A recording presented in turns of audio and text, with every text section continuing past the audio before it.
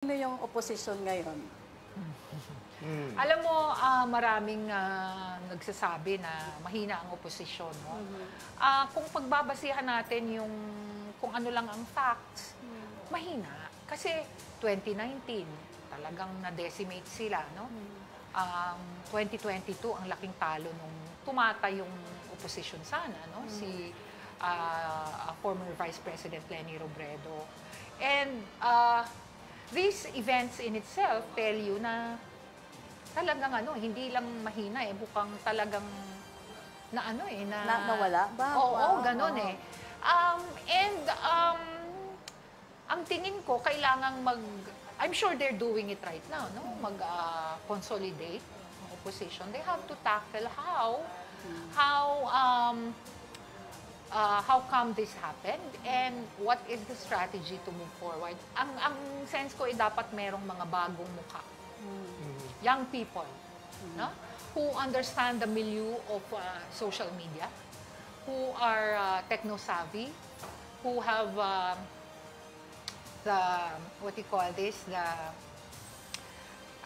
ayokong sabihin yung pleasing personality. The personality that would lend itself to the medium of social media, Instagram, Facebook.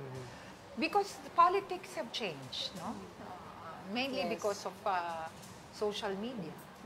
Traditional media is kahit ano man ang nostalgia natin sa traditional media has also been changed by social media. So, kailangang isama to doon when they scan the political environment ng opposition. Kailangan nilang ma-recapture yung narrative. Kasi ang akala nila human rights ang narrative Halimbawa noong 2019 elections. Actually, hindi pala. Hindi pala, ang gusto nga ng Pinoy, basta safe sila, kahit na isakripisyo yung human rights, pwede nilang, iboboto nila ang taong,